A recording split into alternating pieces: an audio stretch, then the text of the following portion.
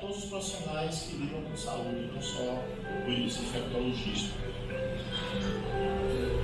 E essa família de coronavírus, ela é relativamente jovem em termos de ciência. Foi descoberta nos anos 60. Inicialmente não tinha muita força, né, na infectividade de humanos. Para vocês terem uma ideia, a primeira síndrome associada a um vírus corona grave no ser humano foi essa SARS que eu falei nos anos 2003. Naquela época quase não morreu gente fora da China, então as pessoas não valorizaram muito, né? Não sei se vocês perceberam isso, inclusive, né? Tem um pouquinho de xenofobia nessa história, né? Se morreu só o chinês, pode morrer 1 milhão de chineses, ninguém liga. O pessoal começou a se aperrear, começou a morrer italiano, perceberam isso? Mas, assim, a gente vai se concentrar naturalmente mais no coronavírus, propriamente dito, que nos interessa, que é um beta-coronavírus, é o SARS-CoV-2. E, inicialmente, ele foi isolado a partir do morcego. E depois se viu, tinha 92% de similitude desse vírus que a gente tem com um vírus que dava uma doença no morcego. Depois se encontrou esse animal, o pangolim, que dá 99%. Provavelmente a fonte animal foi ele.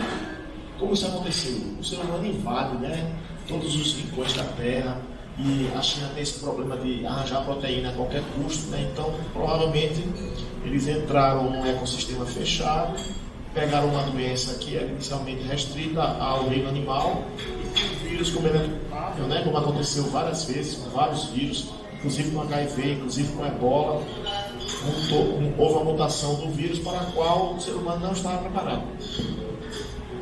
E aí é importante que você saiba a diferença entre resfriado e gripe. Não sei se todo mundo sabe isso. Resfriado é simplesmente você está fazendo uma secreçãozinha nasal, uma dor de garganta, mas sem febre. Toda gripe, ela necessariamente tem que ter febre. Então, quando a gente fala, tomei a vacina da gripe, mesmo assim eu fiquei resfriado, é uma contradição em termos, né? Porque a vacina da gripe é para prevenir febre, né? Aquela síndrome que vem com febre. E uma coisa importante, o período de incubação de 2 a 14 dias, mas na verdade a média é 5 a 6 dias. Isso é fundamental para você saber se você precisa ser isolado ou não. Uma coisa impressionante desse Covid, esse artigo ele é de 23 de fevereiro de 2020, exatamente 2 meses depois da infecção ter começado na China. Esse cidadão fez um trabalho gigantesco num tempo extremamente curto, fez um trabalho epidemiológico, clínico, laboratorial, sequenciamento genético, quase tudo que a gente consegue procurar num vírus ele achou, em um tempo recorde. Se a gente tivesse numa época mais atrasada, provavelmente a gente teria a mesma epidemia que teve em 2018, aliás, em 1918, a gripe espanhola. E falando um pouquinho de epidemiologia, para vocês entenderem esse conceito de RO. O que é RO? É a reprodutibilidade do vírus. Então, se um determinado grupo ele só passa 1 para 1, a RO dele é 1. Se uma pessoa consegue passar para 2 contactantes, a reprodutibilidade é 2. Por aí vai. Vocês terem uma ideia de como é que está o Covid comparado com outros vírus. Observe o HIV. Aqui em horizontal, a gente tem esse número de reprodução do vírus, né? E na linha vertical, a letalidade. Praticamente 100% do HIV sem tratamento, né? Agora, observe como o Covid é mais infectante, né, do que a gripe sazonal, cerca de 10 vezes mais infectante, 10 vezes mais letal. Esse é o grande problema. Aí você pode até reparar, poxa, mas o SARS é ainda pior. Realmente é ainda pior, só que ele matava logo. As pessoas não tinham tempo de reproduzir a doença. Como o Ebola. O Ebola é uma doença gravíssima, só que como a pessoa evolui rapidamente em 1, 2 dias, não dá tempo de ter um período de incubação grande para você poder transmitir. Isso aqui é só mostrando o que é contágio, o que é epidemia, o que é pandemia. A gente tem uma pandemia porque afeta todos os continentes. E eu não sei se vocês entenderam, a gente tem um ministro da saúde que tem que ser muito elogiado. Não tenho nada com política, Porque 3 semanas antes da OMS decretar a pandemia, que foi 11 de março, se não me engano, ele já dizia que devia ter sido decretado, e não foi decretado por motivo político, que é uma bobagem, né? Que vai acabar sendo decretado de todo jeito. Vocês lembram o que aconteceu no dia que decretaram a pandemia nos mercados, né? Isso aqui é uma breve história do impacto de algumas epidemias. Quanto maior a bolinha, maior o impacto. Essa bolinha grandona lá em cima, acima da laranja, é a peste bubônica, que matou 200 milhões de pessoas. Um pouquinho abaixo, a gente tem ali a varíola, milhões, 200 milhões de pessoas, a peste bubônica. A peste negra. Abaixo. Ah, sim, eu não disse a data, né? Tem 1347 a 1351, mas teve várias pestes. Teve várias pestes. Essa aqui é mais nossa contemporânea, essa de laranja, que é a varíola.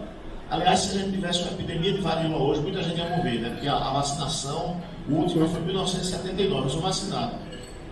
Eu fui uma das últimas pessoas no mundo a ser vacinado. Agora veja como é pequenininha a bolinha do Covid, lá embaixo, aquela bolinha bem pequenininha, ou seja, matou muito pouca gente, mas matou muito rapidamente. A diferença é essa. Aqui, mais uma vez, ele vai mostrar a diferença de magnitude. A maior, que matou mais, foi a peste negra. Depois, a epidemia de varíola, matou 56 milhões de pessoas. Depois, a gripe espanhola, que matou 40 milhões de pessoas. 40 a 50 milhões de pessoas, né? Inclusive, um presidente brasileiro morreu na época. Não sei se vocês sabem disso.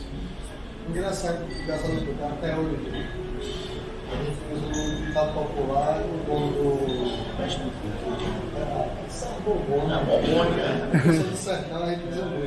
é um nome muito feio, né? Chamar a bobônica, né? Porque vem da peste bubônica.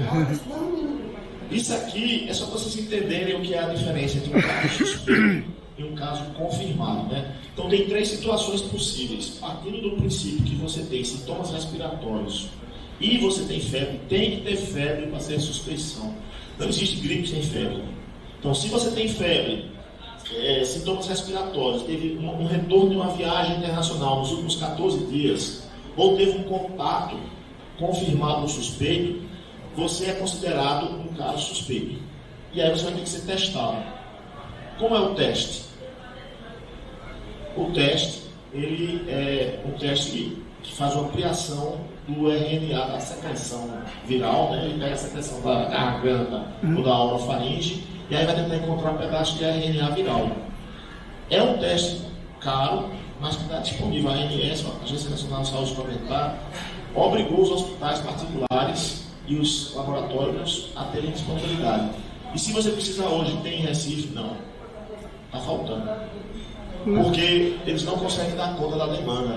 Entendeu? Então, assim, aí você vai dizer, esse é o Brasil que é desorganizado.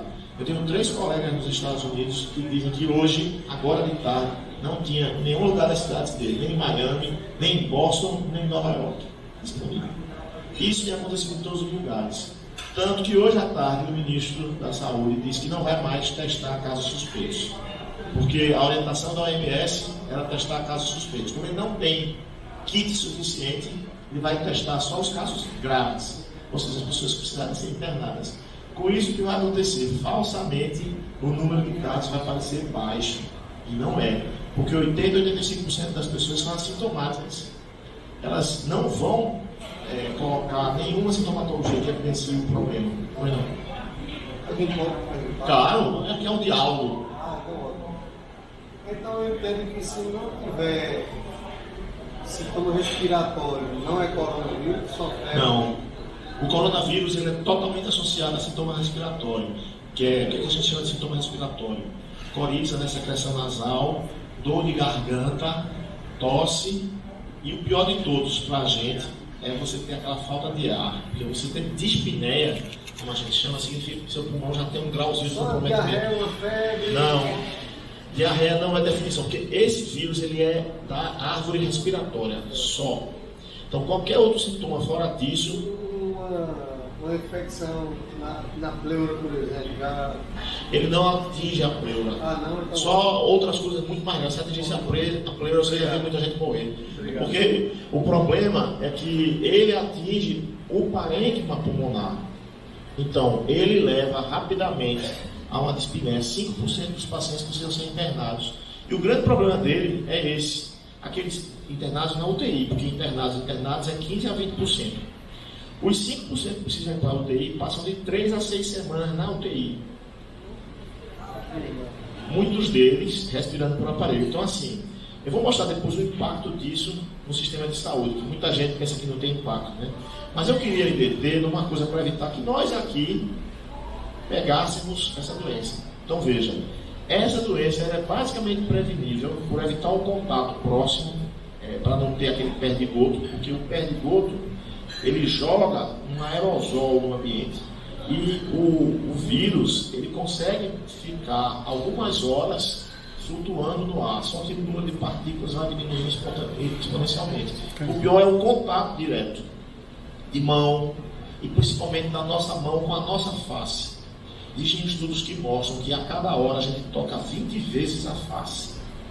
Então, já que é tão difícil tocar a face, você tem que se educar a não levantar o braço acima dos ombros. Já é o primeiro passo para você não ficar se tocando. Porque agora você está nervoso, você está pensativo. Quando você quer uma ideia, que uma ideia apareça, você bota a mão no queixo, bota a mão na boca, bota a mão no nariz, ou cutuca o nariz, ou cutuca os olhos. Tudo isso aí é meio de transmissão. Quando você for lavar as mãos, não é só botar a mão debaixo da água e tirar.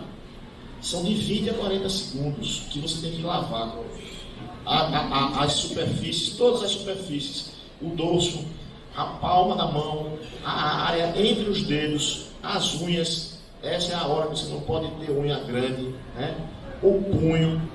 E o pior, as pessoas fazem uma asepsia adequada, lavam direitinho a mão e vai se enxuga numa toalha que 50 pessoas usam. Contaminada. Né? Na verdade, teria que ser toalha descartável. Ou então, usa uma toalha descartável, aí está lá no shopping center Rio Mar, aí abre pega a mão na maçaneta. Aquela maçaneta que foi tocada por 200 pessoas a cada hora. Né? Então, quando você sair, existe maneira muitas vezes de você usar o cotovelo.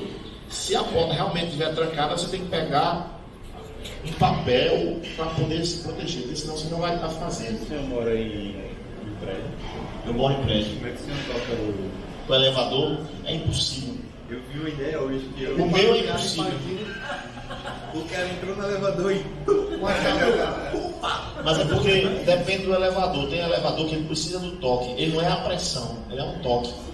Aquele que é toque, Tem que sentir o ele calor. tem que sentir alguma coisa, porque ele não é depressível, você não consegue empurrar. Ou seja, E eu vou usar isso aí. você vai ter que usar alguma outra superfície para tentar evitar. E o que muita gente faz, vai espirrar, aí espirra sem proteção, né? Você não deve botar a mão, porque você bota a sua mão, você vai apertar a mão de alguém, botar a mão sobre alguma superfície, você vai contaminar outras pessoas. É para você fazer esse gesto aqui, ó. Espirrar aqui, porque essa dobra da mão você não usa para nada. Isso que Curado estava falando. Veja, se você está numa multidão dentro de um ônibus, claro que vai ter alguém que vai espirrar ali dentro, claro que vai ter alguém que vai contaminar. Como também áreas muito fechadas, com reuniões muito grandes, muitas pessoas. A máscara, ela é basicamente dois tipos de situação. O sujeito é suspeito porque está com a síndrome gripal, aí ele tem que usar. E a pessoa que for cuidar dele. Por que você não está pensando que se você for entrar num lugar e botar a máscara, necessariamente você não vai ser contaminado? Não é verdade. Até porque aquela máscara teria que ser trocada a intervalos. Dificilmente se faz isso.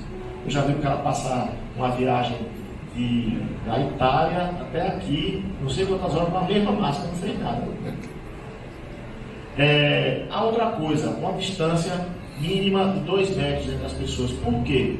Tem estudos que mostram que você tosse ou espirra, você propaga por um metro e meio.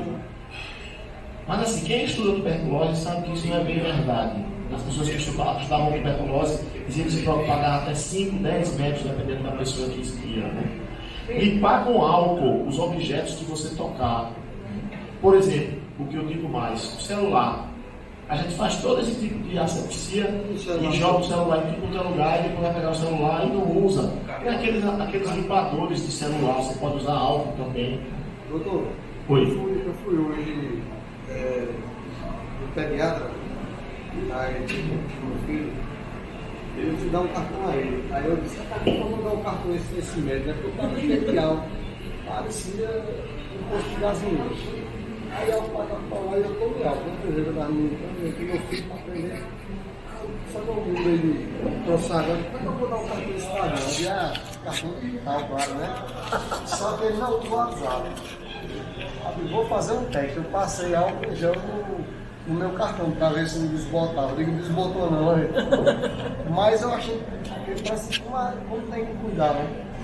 Boa parte das superfícies, para você ter uma ideia, se você botar sobre uma superfície inoxidável, tem um trabalho publicado no New England Journal of Medicine, um dos jornais mais famosos de medicina e mais prestigiados, onde ele consegue sobreviver mais de um dia.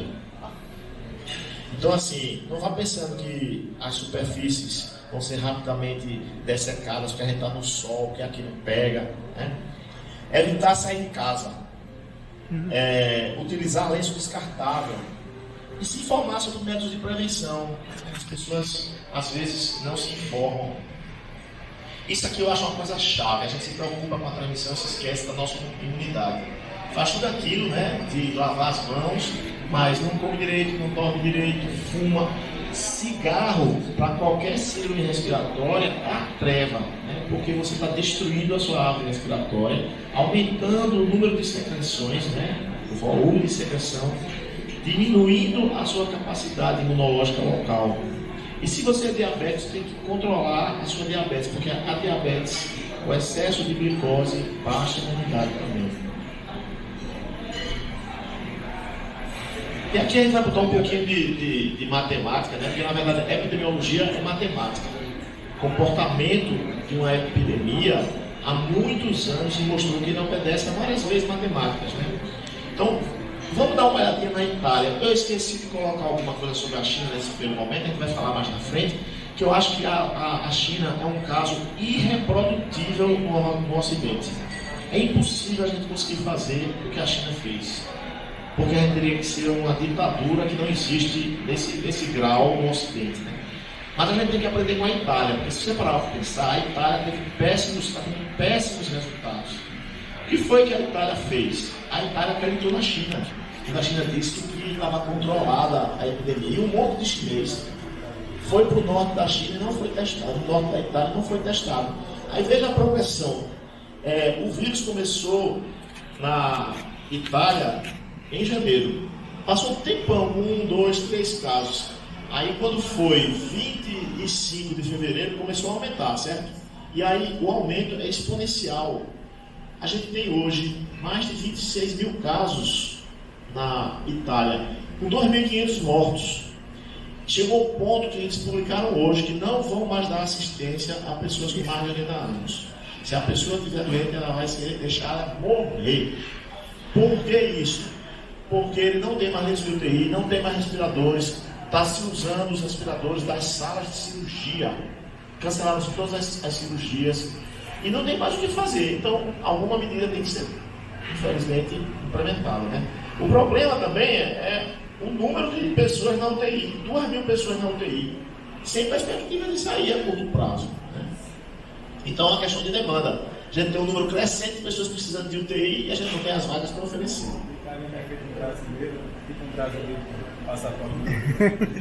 Veja o que está acontecendo com os Estados Unidos hoje. Hoje os Estados Unidos já tem 5.249 casos e 96 mortes. Eu fiz uma estatística inicial no começo da tarde. Tinha 200 casos a menos e 3 mortes a menos. Você veja como é a progressão. Observe, em 10 de março eles tinham 1.000 casos. Por que eu peguei essa fase, 1.000 casos em 10 de março? Foi uma semana atrás. Eles multiplicaram por 5 em uma semana. Em uma semana. E lembre-se, em 6 de março, eles tinham o número de casos que a gente tem aproximadamente hoje. 300. Em 4 dias eles saíram de 300 para 1.000. Mas a progressão de 7, ele está dando essa progressão nos Estados Unidos, que é um lugar mais parecido com a gente do que a Itália, né? Agora, o mais interessante é isso aqui, ó. Na semana passada, segunda-feira, um paciente queria saber se podia viajar para os Estados Unidos. Aí ele disse, ontem eu vi só tinha 5 casos na Flórida, queria para a Flórida. Eu abri esse gráfico na frente dele, segunda-feira à tarde tinha 26 casos na Flórida. Hoje à tarde já tinha 192 casos na Flórida. Certo? E observe que parece que apenas um estado americano ainda não foi atingido, que é o Dakota do Norte, que está com um caso só, que ainda não foi atingido forte. Porque não tem turismo, por quê? Porque é um estado pequeno e isolado, né? Isolado no lugar, né? Você conhece alguém que já visitou o Dakota do Norte? É próximo inverno. Deve ser Frio danado. Talvez isso também. Agora, o que está acontecendo no Brasil? Eu assisti a entrevista, não sei se vocês assistiram, foi hoje de tarde, a entrevista de Mandetta. Mandetta é um cara muito centrado e veja, ontem tinha 234 casos, se eu não me engano. Hoje já está com 291. No jornal de hoje de manhã, alguém do Jornal do Comércio somou todos os casos dos estados, que os estados dizem que existem, e nessa soma já está 318 hoje. Por quê? Porque os caras têm 24 horas para notificar. Então o cara segura a informação e só passa quando ele pode, né? E veja, vocês lembram quando foi o primeiro caso no Brasil? 25 de fevereiro. 25 de fevereiro. O primeiro caso em Pernambuco, vocês lembram quando foi? A gente tem uma memória pequena, né? 12 de março. A gente já está com 18 hoje. Já existe transmissão local em Pernambuco. Aliás, eu acho que nem está com 18. Estava com 18 ontem. E hoje eles disseram que está com menos de 18. Provavelmente não é isso que é a realidade. Então, qual é o impacto da doença no Brasil? O Brasil hoje tem 33 mil leitos de UTI para adulto. Metade no SUS. Aí você vai pensar, pô, o SUS tem muita, né? Mas 75% da população está no SUS. Então, quando você vai para os números, você tem um leito de UTI para cada 10 mil pessoas no SUS e 4 leitos de UTI para cada 10 mil pessoas na rede privada.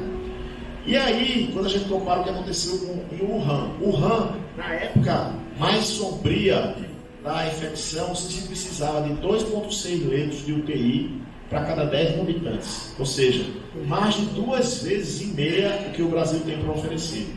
Mesmo que se compre leitos privados, quando você faz o apanhado geral no Brasil, é só 2 leitos por 10 mil habitantes. Ou seja, vai faltar leito se a gente tiver uma infecção parecida com a China, o que tudo leva a crer que não vai ser, porque a China conseguiu medidas de contenção muito mais eficazes do que a nossa. Nós provavelmente vamos sofrer bastante. E só para relembrar uma coisa que Mandetta falou, para quem sempre fala mal do Brasil, né, nós somos um dos países que melhor respondeu à epidemia no mundo. Com 12 horas do cidadão que chegou, já se estava fazendo o teste dele. Então foi feito tudo o que humanamente podia ser feito. Mas o Brasil é um país continental. Então não se consegue impedir que um país deste tamanho deixe de receber pessoas por terra, mar e ar. Agora mesmo a gente está com um navio, vocês sabem, aqui no porto. Há 3 dias atrás desceu um canadense de 78 anos dizendo que estava tendo um infarto. Ninguém tem infarto com febre, minha gente. Os caras do SAMU viram que não era e testaram ele deu positivo. A outra pessoa que estava com ele também deu positivo. Provavelmente tem outras pessoas positivas nesse navio, né? E esse foi só um navio que, por sorte, conseguiu ser capturado, digamos assim, né? E as outras fontes? E as pessoas que vêm de iate, em jatos particulares, que vêm por terra da Bahia, por exemplo, ou de São Paulo, existem pessoas que vêm de ônibus de São Paulo para cá, né?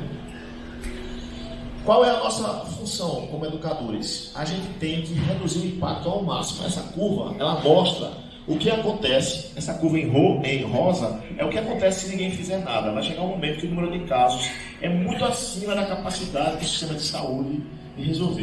Então, a ideia é que a gente consiga achatar ao máximo essa curva para que o serviço de saúde, essa linha tracejada, é a capacidade de atendimento do serviço de saúde, que possa suportar esse atendimento, porque senão vai morrer pessoas sem assistência, ou seja, morrer amigo. Isso aqui é mostrando como essa política é importante, comparando 2 províncias italianas, uma província chamada Lodi e a outra chamada Bergamo. O que foi que Lodi fez? Lodi decretou várias medidas para propiciar o distanciamento social em 23 de fevereiro. Pérgamo só fez isso em 8 de março. Aí veja a diferença. Em verde é Lodi, certo? Ou seja, eles estão mais ou menos contidos. Em vermelho, Pérgamo. E aqui, ó, mostrando como isso ainda está pior. Estava ruim e essa diferença está pior. À esquerda, você tem o número diário de novos casos de coronavírus em Lodi e em azul à direita em Pérgamo. Então, essa é a radiografia da irresponsabilidade. Então, vocês lembram perfeitamente que sexta-feira existia um zuzuzu. Vamos fechar as coisas, vamos fechar as escolas. O governo, vocês devem ter lido os jornais, fez o vírus de mercador. Aí disseram, não, vamos fechar quarta-feira. Por que fechar quarta-feira se podia ter fechado ontem? Qual o problema? Djibouti, que é um lugar desse tamanho, que não tem na África, não tem nenhum caso, ele fechou todas as escolas muito antes. Essa que era o que a gente devia ter feito aqui. Infelizmente, não fizemos. Aqui é um gráfico interessante, mostrando as mortes por coronavírus na Itália e na Espanha. A Espanha está em azul. A Espanha ainda não ficou famosa, mas ela vai ficar. Porque tudo leva a crer que o número de casos na Espanha vai superar o da Itália. É só você olhar as curvas. A Itália tem uma população, está em preto ali a Itália, está vendo? Observe que houve um descolamento, uma acentuação da gravidade do problema na Espanha. Na Itália, 28% da população tem mais de 60 anos. E dizem que esse é um dos grandes problemas da epidemia lá. O Irã é um grande país, né? A gente não sabe até que ponto os dados de lá são fidedignos. E veja como a China conseguiu estabilizar as suas mortes, né? Estabilizou as mortes, praticamente a epidemia lá está controlada. Agora veja, China e Coreia do Sul estão no mesmo continente. Observe como a Coreia do Sul conseguiu controlar mais a epidemia. Alguém sabe dizer por quê?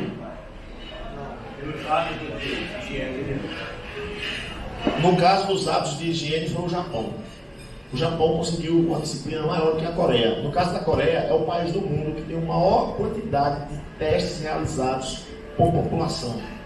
Eles fizeram 4 vezes mais testes do que a Itália. Aí o que acontece se você não testa? Você não descobre quem está doente e não isola. Né? Então, e além do mais, ainda subdimensiona o problema, prejudicando o planejamento, escondendo as coisas. Né? Isso aqui, ó, são as trajetórias do número acumulado de casos, a partir do 100º caso. Observe como a China fez a maior curva deles, né, em termos de número de casos. Mas se você fizer uma extrapolação, você vai ver que a Espanha vai ultrapassar. Os Estados Unidos, que ninguém está falando muito, está uma curva muito aguda, né? Ele vai também ter um número muito grande. A Coreia estabilizou muito antes da China. E olha o Japão. Qual é o problema do Japão? O Japão tem muito mais, talvez, disciplina e tenha tido menos resistência a fazer uma segregação dos doentes do que o que aconteceu na Coreia. E veja, Hong Kong, na mesma China, né, porque ele faz parte da China, conseguiu fazer uma contenção melhor, por isso, porque conseguiu isolar os doentes. Isso aqui são dados de hoje à tarde, certo? Já temos 195 mil casos confirmados no mundo e aproximadamente 8 mil mortes. Isso quase certamente vai chegar a 500 mil de casos, né? E aí a letalidade entre 3% a 5%, você vai ter qualquer coisa entre 15 mil, 20 mil, 25 mil mortos, dependendo do controle que for feito, por exemplo, na África. E se você estiver olhando aí, você vai ver, quase não tem caso na África. Quando chegar lá, vai ser uma festa, né? Vai pegar um serviço de saúde altamente desestruturado. Exatamente. Eu trouxe a frase desse cidadão, que é um grande especialista, o maior especialista americano em doenças infecciosas contagiosas. E ele disse assim: se você acha que você está reagindo excessivamente, provavelmente você está fazendo a coisa certa. Você não vai se arrepender de ter agido com cautela. E essa é a capa de hoje do Jornal do Comércio. Está na sua mão, literalmente, a sua saúde. Do mesmo jeito que está o seu trabalho, está a sua saúde, e está nas suas mãos a responsabilidade de evitar que outras pessoas adoeçam. Muito obrigado, minha gente. Se quiserem fazer perguntas, eu estou aberto aí a responder, meu amigo. Eu tenho outra pergunta. Não passa a palavra. Eu perguntei aqui, é a última, problema. Eu discuti ontem com um colega, aí eu já vi um vídeo no YouTube, e hoje, por coincidência, ele postou uma fórmula que eu passou para ele. O etanol, quem conhece do posto de gasolina, mais ou menos a fórmula dava ali 3 partes de etanol para 1 de água destilada, se eu não me engano. Isso é um jeito que funciona mesmo? Hidratar o álcool. A questão é que você tem que ter um álcool. A questão é que o álcool que mata é um álcool a 70%. Então, mas essa combinação da água destilada com o álcool, 3 partes mais ou menos, 3 partes para 1 de água. E ainda tem uma outra coisa, além da questão da concentração, veja, o álcool gel, ele tem necessariamente de ter uma outra química para fazer com que ele haja uma adesão melhor à pele. Porque se for só o álcool puro, sem nada para melhorar a adesão, ele não vai conseguir fazer uma asepsia. E veja, o álcool é um substituto da água, porque na realidade você tem que passar 15 a 20 segundos, não é? Porque o pessoal, não sei se vocês já viram, né? Passa assim 3, 4 segundos e acha que está limpo. Porque não é só o contato, não é dar um banho de álcool nos vidros. Você tem que fazer fricção. A fricção mecânica é que ajuda a promover a redução, você não vai abolir, você vai reduzir grandemente a quantidade de vírus. Mas qualquer partícula infecciosa, ela depende da quantidade. Depende do estado do hospedeiro, que somos nós, mas depende da quantidade. Se a quantidade for relativamente pequena, se você for uma pessoa relativamente imune, ou seja, tem uma imunidade boa, você não vai pegar a doença. A doença, ela se concentra nos velhos, por quê? Velho come mal, velho tem comorbidade, principalmente diabetes, hipertensão, e velho, normalmente, tem uma insuficiência respiratória e também uma redução da imunidade. Por isso que tanta gente idosa morre de pneumonia. Ou uma gripe maltratada que evoluiu para uma pneumonia, entendeu? Então, assim, aqui em Recife, por exemplo, a primeira morte provavelmente vai ser de uma mulher de 97 anos de idade. Por quê? Ela era a mãe desse casal, de um dos dois, que é um homem de 71 anos, uma mulher de 67, que foi para a Itália. E conviveram com essa senhora de 97 anos. Ela provavelmente... Ele voltou, foi abraço, foi beijo. Provavelmente ela não vai resistir, né? Infelizmente, é isso que acontece. A minha pergunta é o seguinte, eu sou expressão aí, vai morrer amigo lá. E aí, a gestão econômica, ela não repercute como morre família diariamente, cidadãos pobres, que atendem no hospitais públicos, né? Não tem repercussão econômica. Mas vai morrer muito mais gente, tem que morrer muito mais gente do que a coronavírus. A questão é a repercussão econômica disso, porque envolve provavelmente gente de classe social bem maior, né? Porque o que morre de gente que faz no Rio de Janeiro, aqui em Recife também, tá? Por enquanto, isso que você está falando é verdade, porque veja, de onde vem a doença? De fora.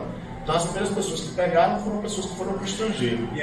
Mas depois de algum tempo, ela vai atingir a população geral. Aliás, aqui em Recife já tem transmissão local. A transmissão local é quando você não consegue localizar como sendo um vetor uma pessoa que veio de fora. A pessoa não tem história de viagem, entendeu? Então, a ideia inicial é que vai pegar os vírus, ela está correta, mas não vai ficar só nos vírus. A repercussão, na minha opinião, vem daí. Porque, por exemplo, Zika, dengue, vai matar muito mais do que o coronavírus. Zika não matava ninguém. Veja a questão da repercussão. Zika nunca matou ninguém. O que ela fazia era matar os bebês dentro do útero ou fazer uma coisa pior do que a morte. Gerar uma sequela grave. Vocês lembram de uma epidemia chamada H1N1 que teve aqui? O pessoal estava apanhado que tinha morrido 3 gestantes. Nessa época que tinha morrido 3 gestantes, tinha morrido 1.790 pessoas em Pernambuco com influenza. E não tinha repercussão. Você viu alguém dizer, eu tenho medo? Ninguém diz. Porque o que diz é o que está na mídia, né? A questão do coronavírus é que ele realmente é mais infeccioso do que a média. E ele realmente tem uma letalidade 10 vezes maior do que a influenza. E ele não tem vacina. E nós estamos completamente... É um vírus completamente novo, que evoluiu do nada para atingir os humanos. Todas as vezes que isso acontece, a gente sofre. O Zika foi da mesma forma.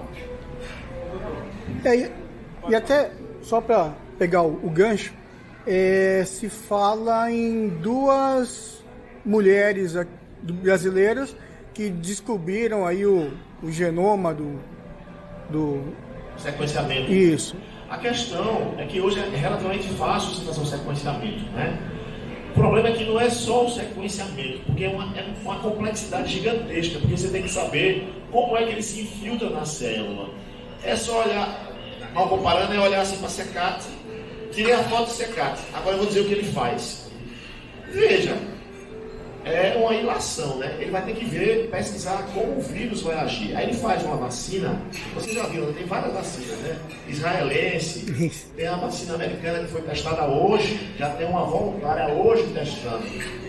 Meus amigos, até que isso chegue aqui, vai ser ano que vem. Não vai dar nem tempo. A infecção vai se acabar antes da gente ter tempo de se proteger dela com a vacina.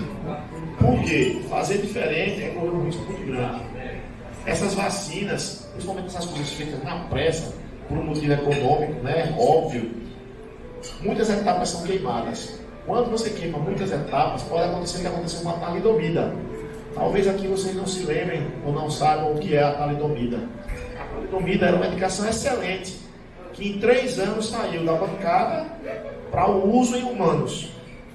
E na maioria das pessoas não dava muita coisa, mas em algumas pessoas dava defeitos terríveis, chamados focomelia. O braço não se desenvolvia totalmente, né? E saía como se fosse do ombro a mãozinha. Né? Então, uma droga que ninguém sabia que tinha todo esse efeito, porque não foi extensivamente testada. Quando você lida com vírus, isso é ainda pior, porque o vírus, ele muta, ele se transforma muito. Até hoje a gente não tem uma vacina para AIDS. E a AIDS é um RNA vírus, do mesmo jeito que o corona. Referente à questão dos idosos. Os idosos vão morrer mais por causa dos hábitos de pessoas velhas ou porque de fato eles são velhos, porque tem diferença. Morrer por conta do hábito e o idoso é aquilo que Débora, minha colega, estava dizendo. O idoso, ele tem uma chance estatisticamente grande de ter comorbidades. Com o tempo, com a nossa idade, o pulmão vai perdendo a sua funcionalidade, perde, não se regenera. Então, um cara de 70 anos de idade, é muito provável que ele tenha metade da capacidade pulmonar funcional de um jovem de 20. Se ele fuma, ele já tem enfisema, então isso aí vai reduzir mais ainda. Se em cima disso ele tem diabetes, a diabetes dá uma queda generalizada de muitas coisas, inclusive da imunidade. Né? Para não falar problemas de ereção, problemas de sensibilidade nas extremidades, entendeu?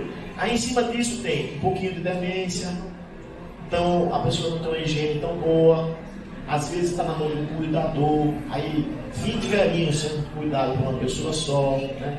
É uma pessoa que não se alimenta, nem convive com idosos, com mais de 80 anos, sabe? Que não se alimenta direito, volta a ser como se fosse uma criança. Tem que ser instado a se alimentar, não toma líquido, não dorme direito, tem um monte de problema. Não faz exercício. Não faz exercício porque já tem uma alimentação, às vezes, que não permite, né? Uma artrite, uma artrose. E assim, se você for ver, na maioria das epidemias, quem morre mais? Velhos e crianças. A epidemia do corona, ela atinge a criança, mas geralmente ela não mata, ela faz uma coisa, do ponto de vista epidemiológico, pior. Ela deixa a pessoa propagar o vírus impunemente, sem mostrar sintoma. Né? Então, o menino está lá excretando o vírus, mas não tem febre, e você pensa que ele não está doente, aí você não o isola. É por isso que as escolas devem ser isoladas. Na semana passada, Meu filho hoje já decretou 15 dias de 15 dias não vão ser suficientes. É hipocrisia completa dizer isso, mas tudo bem, melhor do que nada, né? Eu até reparei na última transparência que Hong Kong é o que passou imperceptível e que eu percebi lá que já fecharam as escolas. O primeiro item fechou as escolas, né? A gente, pelo menos olhando aqui no nosso grupo, a gente não está, pelo menos não percebemos a olho nu que tem alguém com problema. E também até olhando o salão, a gente percebe que o salão aqui da churrascaria está cheio. Um plano de contingenciamento eficaz seria realmente parar tudo, não ter ninguém na rua e fazer quem estiver na rua passar por esse, ver aferir a febre, se tem. Curati, é muito difícil você ter febre e você não perceber. Um adulto não perceber, a primeira coisa é suas pálpebras ficam queimando. Você percebe. Você tem que ser, assim, completamente desajustado do ponto de vista cognitivo para você não perceber. Mas qualquer um de nós aqui com certeza percebe quando está com febre. O problema são os portadores assintomáticos. As pessoas que têm e que não desenvolvem a síndrome. Pronto, o contingenciamento deveria ser muito mais forte. Deveria, inclusive, restringir as viagens entre, por exemplo, Recife e outros lugares. Porque, por exemplo, a Paraíba não tem nenhum caso. Por que não fecha as viagens para Paraíba? Né? Ou para São Paulo? Né? O Reino Unido declarou hoje que fechou para quem não é. Para quem não tem. É porque ele acha que o coronavírus vai respeitar isso, né? Mas a verdade é que, pode observar, quem lê os jornais de sexta-feira para cá, está vendo que as medidas estão ficando cada vez mais rigorosas, porque as pessoas estão ficando com medo, os gestores estão vendo a epidemia progredir a passos largos, provavelmente subdimensionada, porque não está fazendo todos os testes que era para fazer. Tem uma dúvida pontual, ou seja, não vou para academia. As academias de Recife estão fechadas a partir de amanhã. Veja, a academia deveria ser um lugar fechado, como uma escola, como as igrejas. Todos os lugares com grande aglomeração deveriam ser fechados. A minha academia vai fechar. O hospital onde eu trabalho vai fazer o que já se fez em vários hospitais americanos: suspender todas as consultas não essenciais, todos os procedimentos não essenciais, até porque tem uma coisa que vocês não sabem. Está faltando sangue. Por que está faltando sangue? Por quê? Por que todo feriado falta sangue? Porque as pessoas estão no feriado. E onde é que as pessoas estão hoje? Escondidas dentro de casa. Boa pergunta. De boa, posso ir lá? Pode ir tranquilamente. Eles estão basicamente com os estoques vazios. Eu vou lá, eu sou doador. Eu também. Inclusive porque quem tiver assim um sangue O negativo é o sangue mais precioso que tem para doação. Não sei se vocês sabem disso. Porque você praticamente pode fazer para qualquer pessoa. Embora o contrário não seja verdadeiro, né? O cara que é um O negativo é basicamente um sujeito azarado. Se for uma mulher, é mais azarado ainda. É azarado porque ele não pode receber sangue de ninguém a não ser de um O negativo. E se ele for mulher e engravidar e receber um sangue positivo, ele ainda pode fazer uma reação para a próxima gravidez. Olha, o problema não são lugares fechados, não são lugares abertos como a praia. São lugares fechados, porque o vento é tão grande ali que é difícil se contaminar. E lá ainda tem a questão do calor, do ressecamento, sabe? Agora, mesmo assim, as aglomerações deveriam ser proibidas na praia, porque você já viu como as pessoas ficam? Ninguém está correndo, né? Está todo mundo tomando banho de bar, já viu como é? Fica sentado um ao lado do outro, bebendo, quanto mais bebo, mais atrevido, né?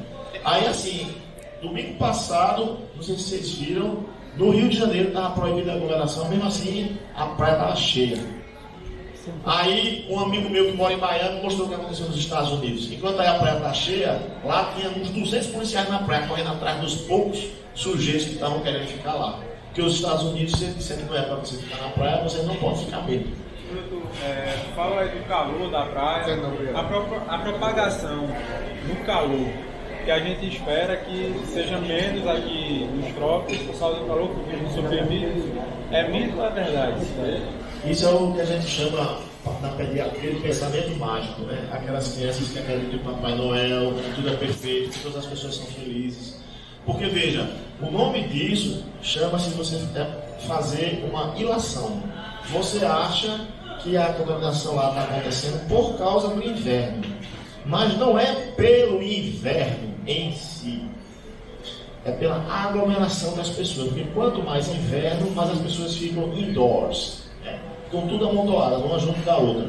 Então, na realidade, ninguém sabe ao certo se, por exemplo, num lugar tropical ele iria morrer. As pessoas têm essa ideia de que ele vai morrer, mas veja, se fosse assim, a gente não ia ter H1N1 que a gente teve aqui, a gente não ia ter H3N2, a gente não ia ter epidemia de influenza, a gente não ia ter gripe. Vocês já viram gripe aqui alguma vez? Já devem ter visto, ou vocês mesmos já ficaram gripados, né? Então, assim, achar que não vai chegar é o pior dos mundos, porque você acha que não vai chegar e você faz o quê? Não faço nada que não vai chegar.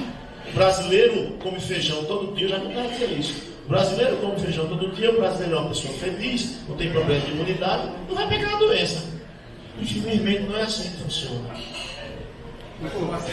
Fala de mortalidade de pessoas saudáveis. Veja, eu vou dizer a taxa de mortalidade por faixa etária. Porque por pessoas saudáveis é difícil. Você pode ter um cara de 35 anos, cara ser tabagista, gordo, sedentário, diabético, hipertenso, cheio de problemas, né? É tudo isso. É tudo isso. E estressado. E pode ter um cara de 53 que é um cara que você disse que ele tem 40. Tem 53? Que bom, cara. É a idade do lobo. Aí o que acontece? Quando você pega pessoas abaixo de 40 anos, a mortalidade é 0,2%. Ela começa a subir acima dos 60 anos. Acima dos 80, a mortalidade é 15%. E você vê isso na prática. Quantas vezes você não vê em outros momentos um velhinho pegar uma gripe se transformar na pneumonia e morrer? Isso é super comum nos hospitais. Né? E a pessoa diz que morreu de quê? Morreu de velhice. Não é? Ela morreu porque realmente pegou uma doença que não pôde suportar. Ter álcool 70, aqueles antigos, espirrar na mão não adianta nada. O ideal seria o gel, porque se você espirrar, você vai ter que colocar uma quantidade bem grande, porque ele resseca rápido. Né? Você não vai ter tempo de fazer uma fricção adequada. O álcool gel é melhor para isso. Mas, por exemplo, eu não uso álcool gel, a não ser no hospital. O que é que eu faço? Água e sabão. É a melhor coisa, porque você acaba achando falsamente que aquele gel vai lhe proteger. E assim, pode observar, até mesmo profissionais de saúde fazem um uso muito rápido do gel. Na verdade, ele dá um banho na mão. Né? Ele não esfrega, ele não demora. Né? E aí você acha que está protegido. E essa é a fraqueza do álcool. Né? Você acha que o álcool está lhe protegendo. E muitas vezes o álcool leva para a ruína. Né? Pitu mata. Bom, Pitu com certeza mata o indivíduo. Né? Agora o vírus é mais difícil. O álcool é ruim. Né? Ó, há uma estatística que diz aí que todo ano na China morre mais de 9 mil pessoas do inverno. Morre muito mais. Pois é. Olha, nos Estados Unidos de influenza morre de 15 a 30 mil pessoas por ano. Nos Estados Unidos. Aqui deve morrer muita gente, só que a gente não tem uma estatística tão boa. Porque isso é uma notificação e muitas vezes as pessoas não notificam. Mas assim, a China o cara morre por 1 milhão de coisas. Né? Porque é um lugar super povoado. Essa cidade, você sabe na capital, a quantidade de pessoas que moram em Wuhan, vocês se interessaram em saber? 19 milhões de pessoas. O estado de Hubei tem 56 milhões de habitantes. E é um lugar pequeno. E por incrível que pareça, em Wuhan tem o único laboratório chinês de biossegurança nível 4. Aí, por causa disso, as pessoas estão dizendo que foi o chinês que fez o vírus para poder destruir as empresas ocidentais. Então, vai ter esse tipo de gente fazendo esse tipo de relação.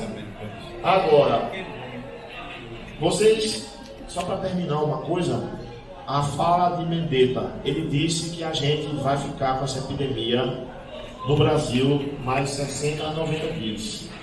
E acho que muita gente está pensando que vai ser daqui a 15 dias, vai estar tudo bem. Pode olhar o que aconteceu com os Estados Unidos, com a Itália, você vai ver que a gente ainda tem muito chão pela frente. Vocês ainda vão ver muitas medidas que vocês não imaginavam nunca que iam ser serem tomadas. Eu acredito que aqui vai chegar a fazer o que a Itália fez. Dizer, ó, mais de 80 anos, pegou a doença, vai morrer em casa.